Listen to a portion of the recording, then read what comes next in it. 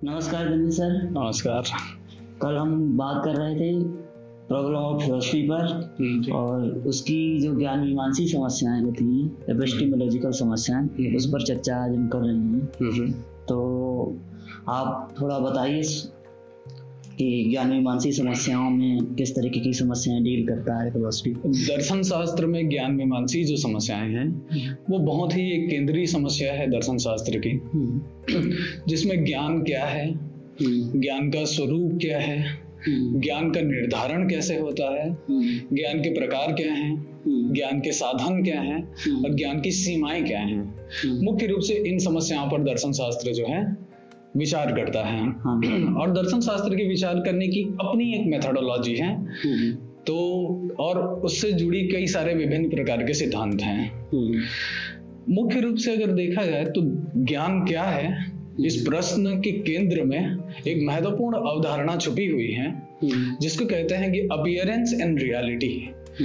यानी ज्ञान जिस रूप में ये जगत हमें भाषित होता है या जिस रूप में इस जगत का हमें अनुभव होता है, एक्सपीरियंस होता है, क्या जगत उसी रूप में सत्य है या जगत का जो सत्य है और जिस रूप में जगत का हमें अनुभव हो रहा है, एक्सपीरियंस हो रहा है, वो दोनों ही कुछ अलग अलग चीजें हैं। तो दर्शन शास्त्र में इन दोनों को अलग अलग माना गया है।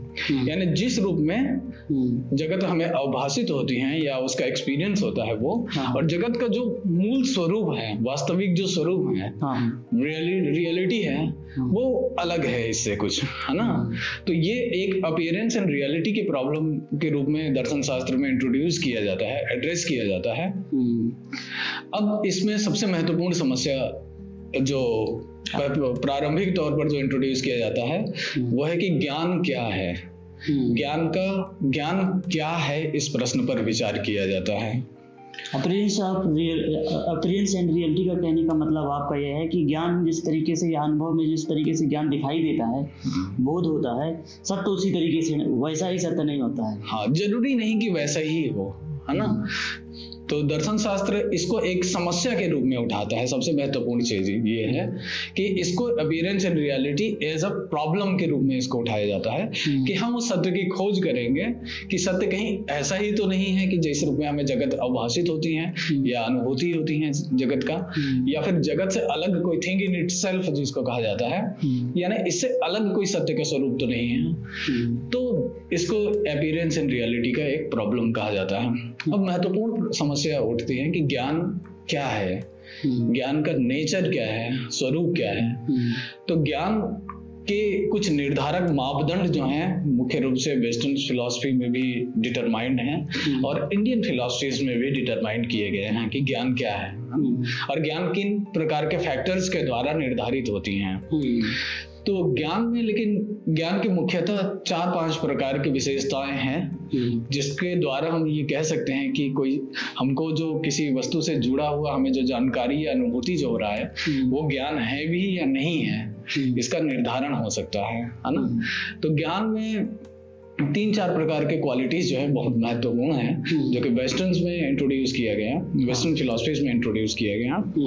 कि ज्ञान में एक तो निश्चितता होनी चाहिए कि ज्ञान आज जो है वो कल भी ऐसा ना हो कि उसका स्वरूप बदल जाए। यदि बदल जाएगा तो ये एक महत्वपूर्ण सवाल खड़ा हो जाएगा कि आपको जो हुआ है वो सच में ज्ञान था भी या नहीं है, आप उसको सिद्ध नहीं कर पाएंगे।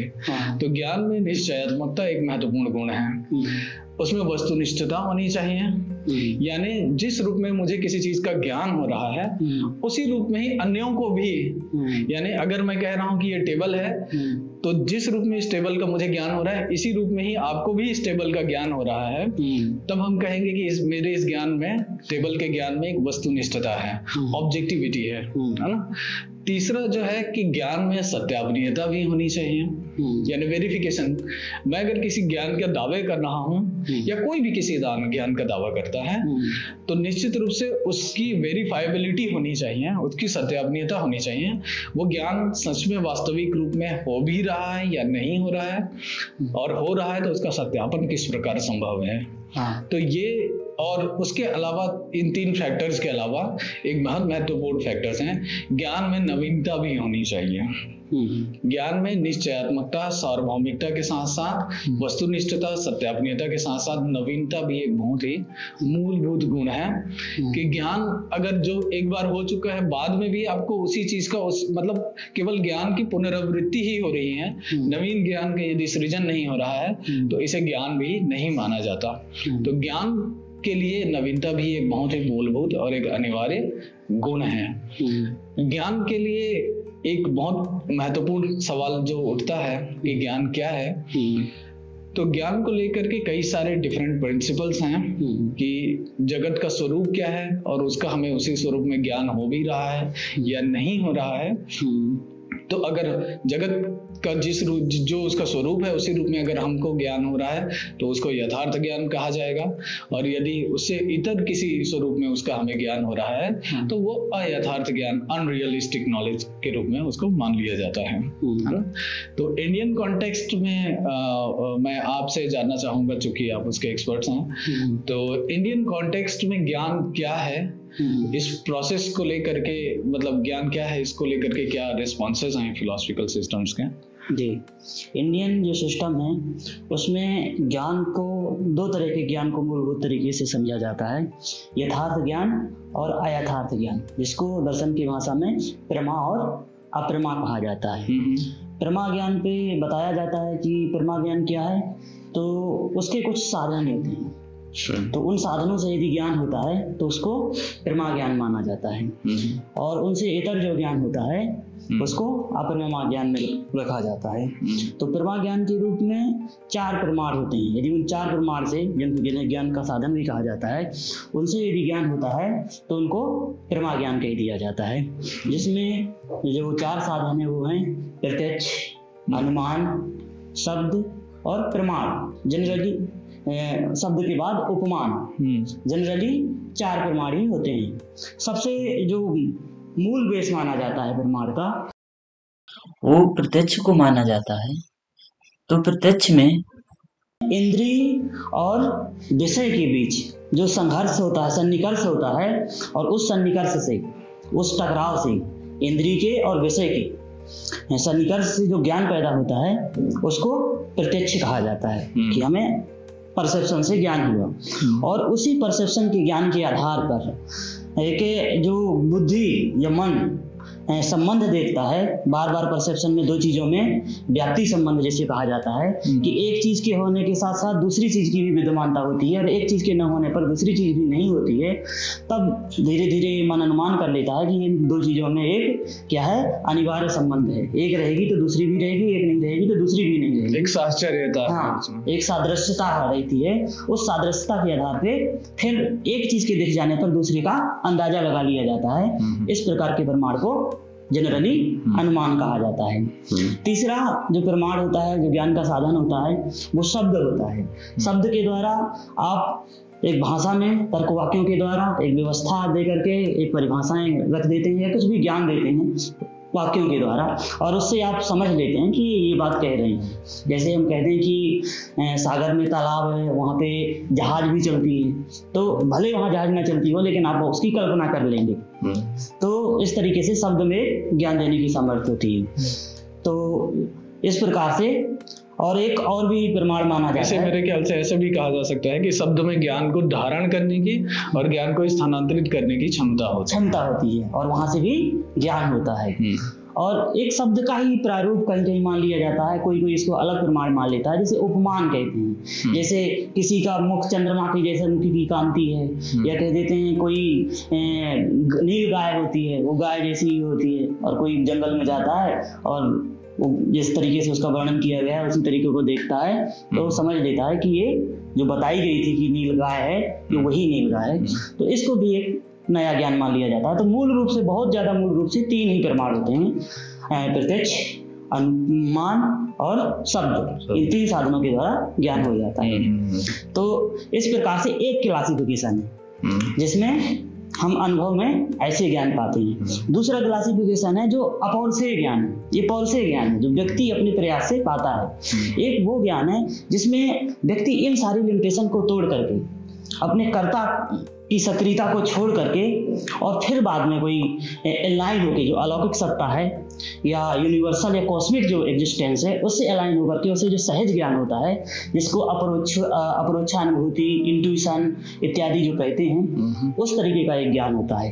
तो इस तरीके से एक ज्ञान के स्रोत होते हैं। तो जो इंट्यूशन है उसकी तो ज्ञान के बनने की प्रक्रिया को इंट्यूट ही किया जाता है, साक्षात्कार किया जाता है। कई बार जो वैदिक या औपनिषदिक जो ज्ञान होते हैं उसको वेद की जो ज्ञान है, वेद को अपौरुषेय कहा जाता है।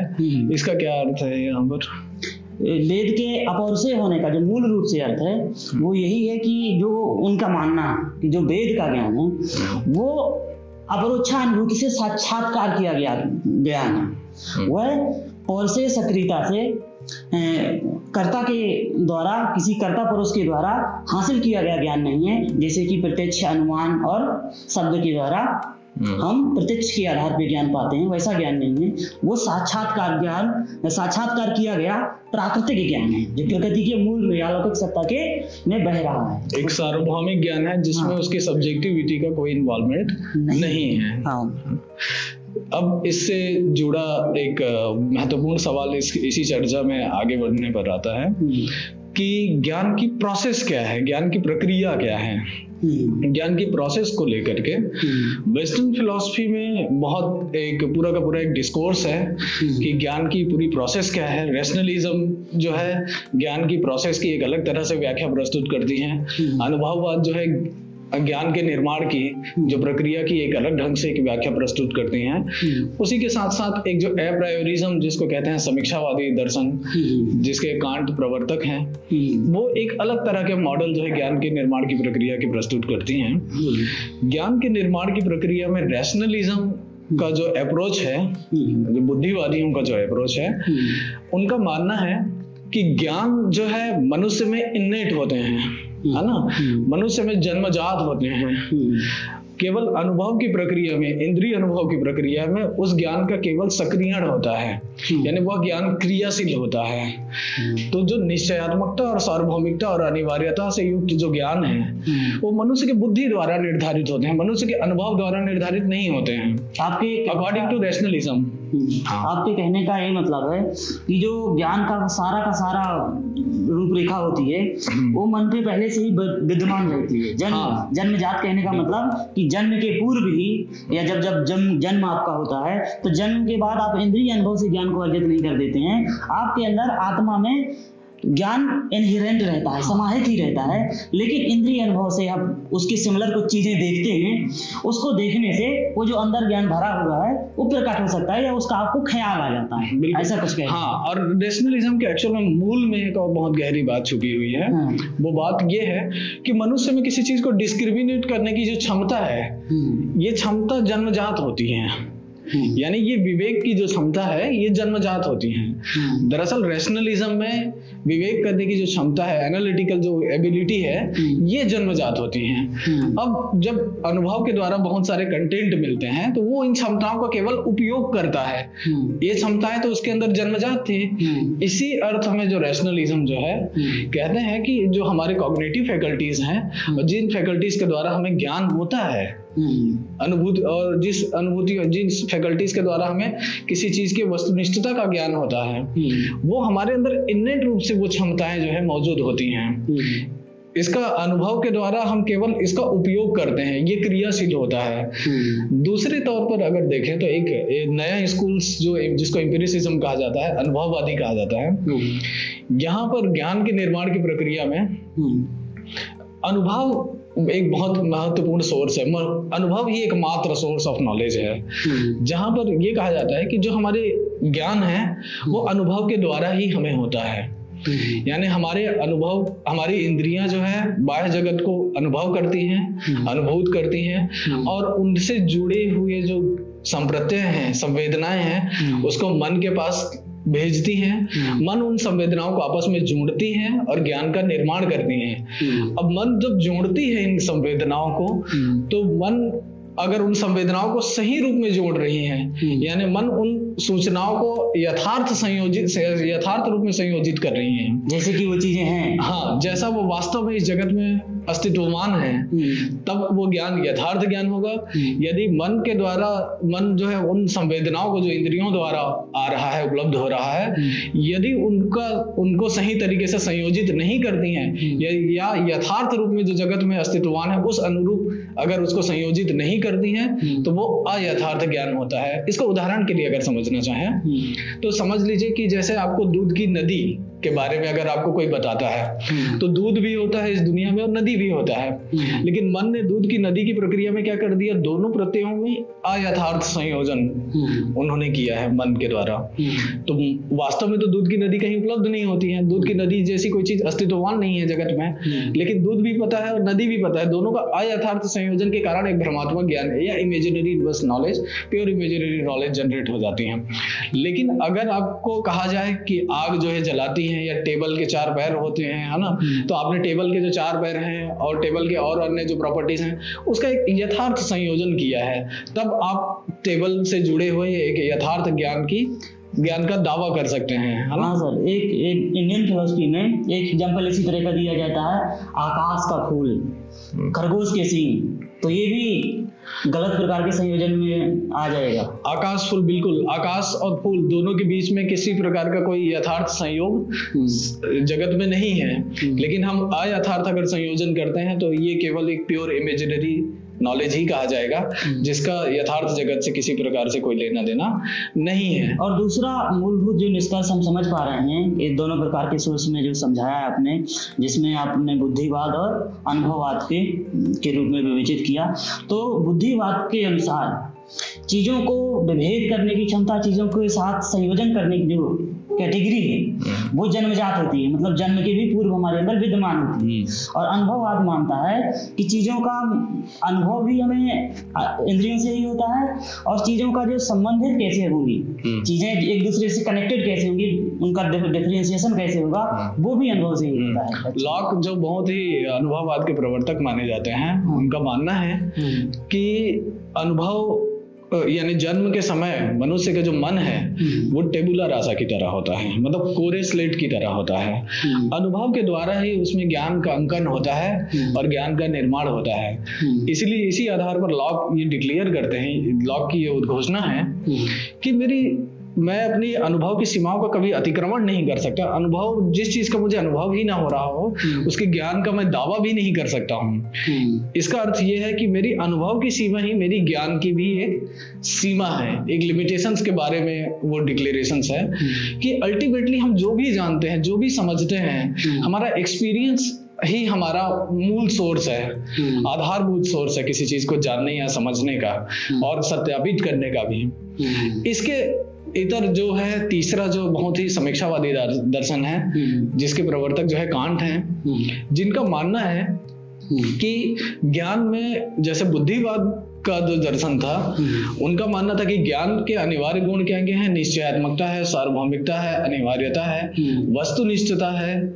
और अनुभववादी जो दार्शनिक थे उनका मानना था कि ज्ञान के अनिवार्य गुण क्या है, तो नवीनता है, क्योंकि अनुभव प्रतिक्षण बदल रहा है, जिस चीज को आप एक्सपीरियंस कर रहे हैं वो भी प्रतिक्षण बदल रहा है। तो आप एक ही वस्तु को 2 बार भी अनुभव करते हैं तो आपकी अनुभव की जो क्वालिटी है वो अलग अलग होती है। तो आपके अनुभव प्रतिक्षण बदल रहे हैं, तो अनुभव से बनने वाला ज्ञान भी प्रतिक्षण अलग अलग होगा, यानी बदलेगा, यानी उसमें एक नवीनता होगी, नॉवेल्टी होगी।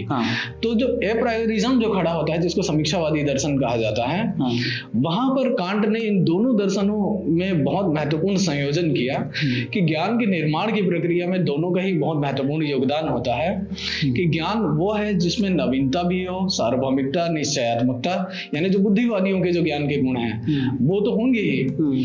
दूसरा कि ज्ञान में नवीनता भी होनी चाहिए। अनुभववादियों के गुणों को भी उन्होंने ज्ञान की परिभाषा में सम्मिलित कर लिया। अब वो ज्ञान के निर्माण की प्रक्रिया को समझाते हुए ये कहते हैं कि हमारे अंदर रीजंस की एप्रायोरी फैकल्टीज हैं, बुद्धि की कोटियां हैं, जिसमें देश, काल और बुद्धि के जो 4 प्रमुख कोटियां हैं, जिसको परिमाण जो है, गुण है, संबंध है ना। तो इस तरह की जो कोटियां हैं बुद्धि के, इन ये हमारी ए प्रायोरी फैकल्टीज है, फैकल्टी ऑफ कॉग्निशंस हैं, एक तरह से जन्मजात हैं ये हमारे अंदर, हमारी बुद्धि में ये इनहेरेंट कॉग्निटिव फैकल्टीज हैं।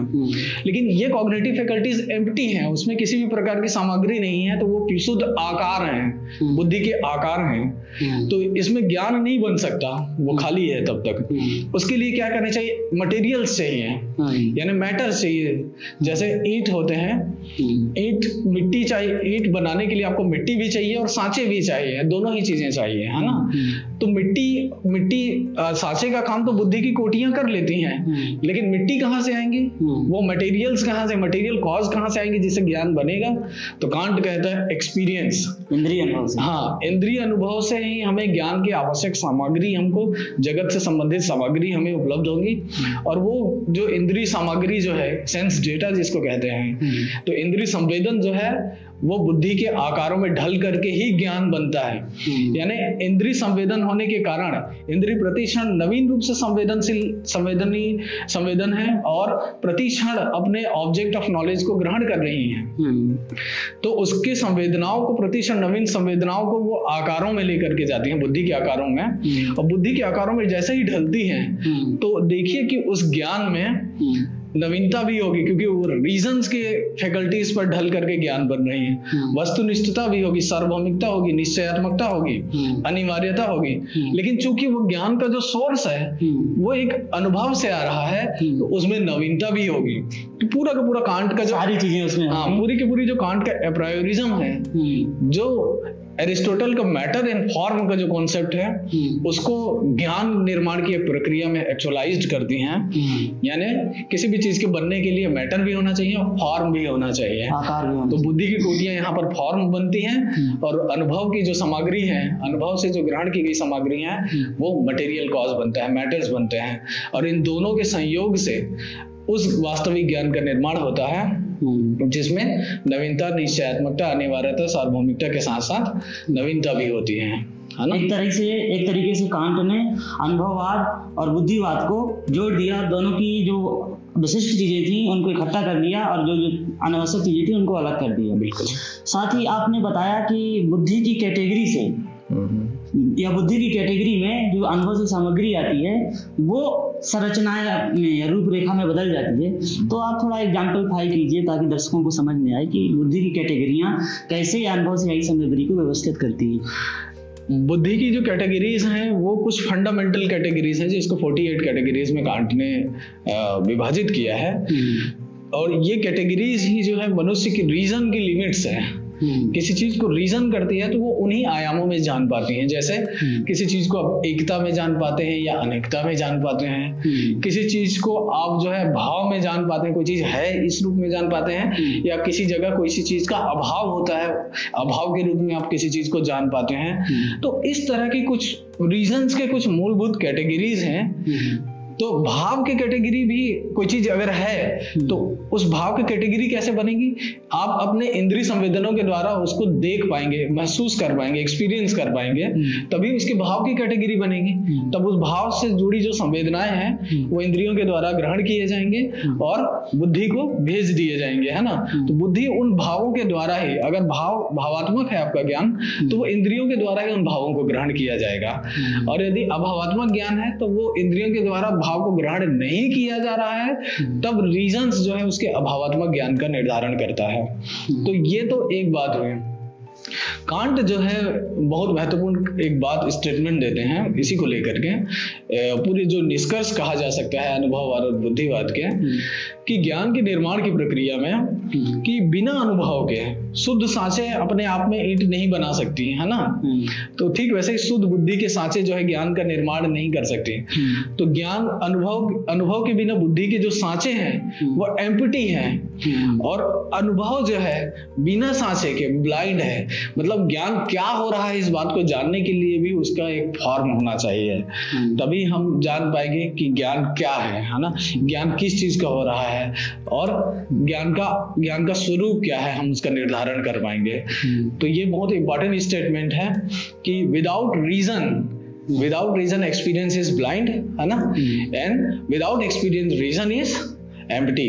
तो that is a very ज्ञान के बनने के लिए सारी चीजें जरूरत हैं, कोटियां भी जरूरत हैं। जैसे एक तरीके से कोटियों को इस तरीके से भी समझाया जा सकता है कि वस्तु, इंद्रिय अनुभव से वस्तु के गुणों को हम पाते हैं, ग्रहण करते हैं, तो वो गुण या तो एक ही चीज में होते हैं या फिर सारी चीजों में होते हैं या कुछ चीजों में होते हैं। तो एक, सारी चीजें, कुछ, ये सब जो कैटेगरी है क्या है? बुद्धि की कैटेगरी। बुद्धि की कैटेगरी है, ये रीजंस की कैटेगरी है, हाँ। जिसमें बुद्धि इस जगत को समझने का प्रयास करती है।